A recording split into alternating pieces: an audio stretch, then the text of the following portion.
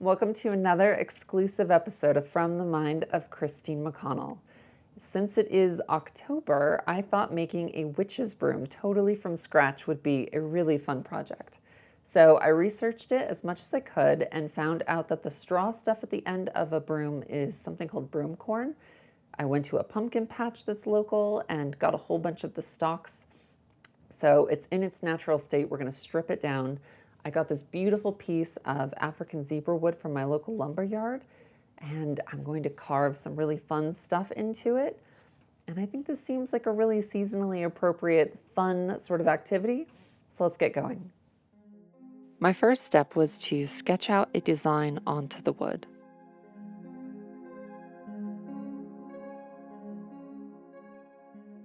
When I was picking up this African zebra wood, the guy at the lumber yard sort of told me, this is the hardest wood you can work with. It's like a brick.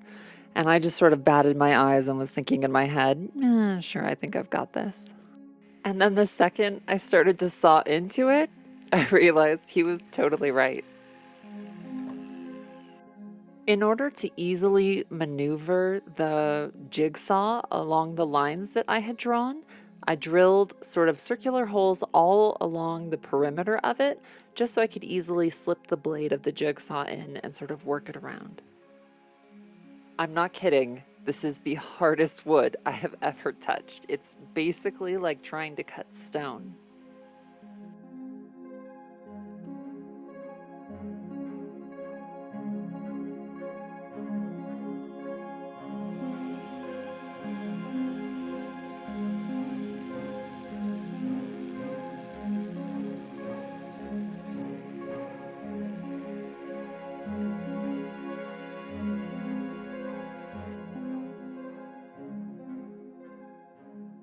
Once the silhouette was completely cut out, I needed to go in and draw sort of all of the shadows and highlights of where I was going to be sort of digging in with the Dremel tool.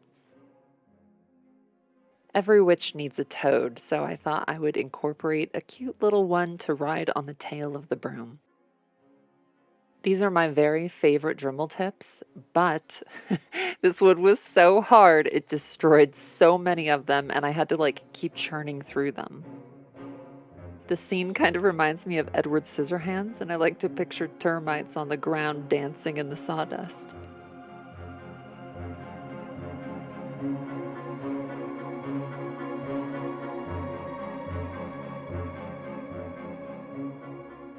I wanted my design to sort of have the wood wrap around the ends of the broom corn, and so I decided to bore out the base of the end of it and then sort of Dremel tool out all of the excess.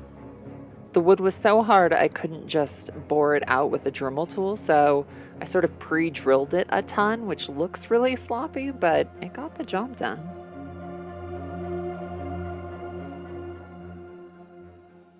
This wood was destroying so many expensive tips on my Dremel tool that I finally caved and went and got a belt sander.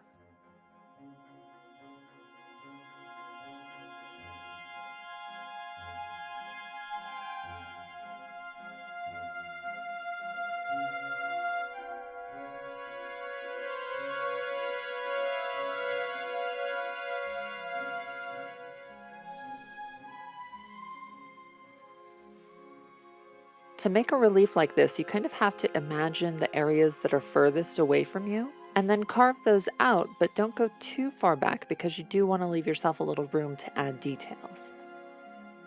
The nice thing about working with a piece of wood that is as thick as this is you can definitely, if you mess something up, you can just kind of knock everything down one more layer, and it pretty much corrects any sort of flaws or imperfections.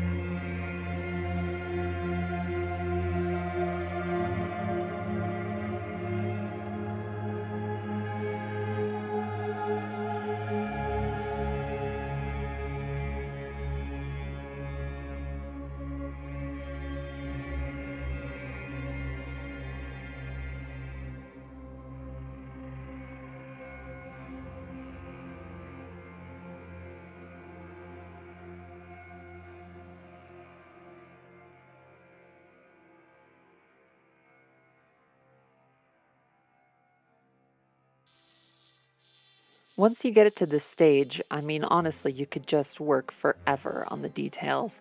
I had a little bit of a time crunch, so I had to get it done. But honestly, if I had had it my way, I probably would have spent like another week just sort of fiddling on it.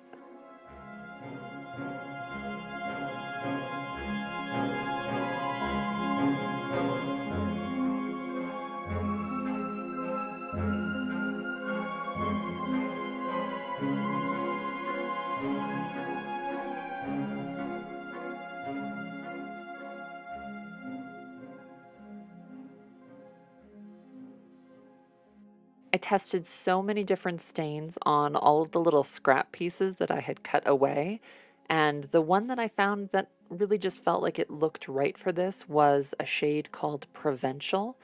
And you just like sort of brush it on and then immediately after wipe it up as much as you possibly can with a paper towel.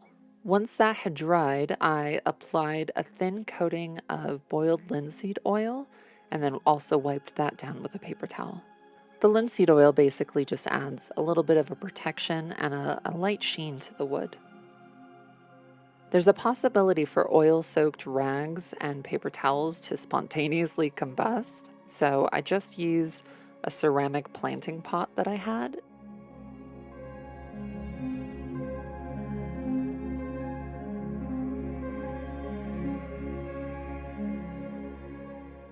I'm finding that poof and woof sort of make terrible assistants.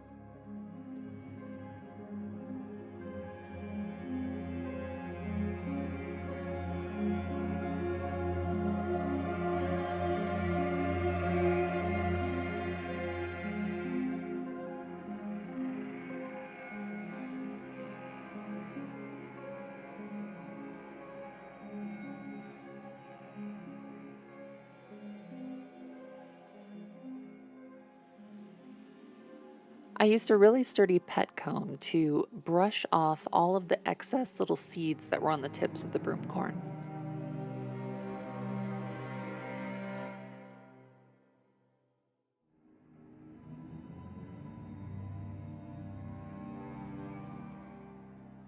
I used an upholstery thread to begin sort of winding the pieces together as like a preliminary bundle. Then, using a heavier twine and a super large needle, I began kind of sewing the pieces together.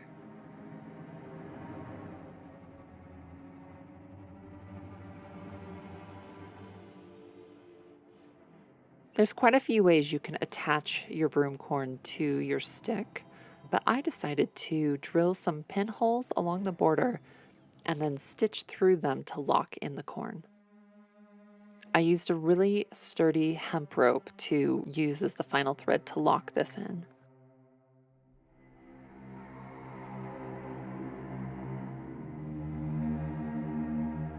Adding emerald crystal eyes was my final touch.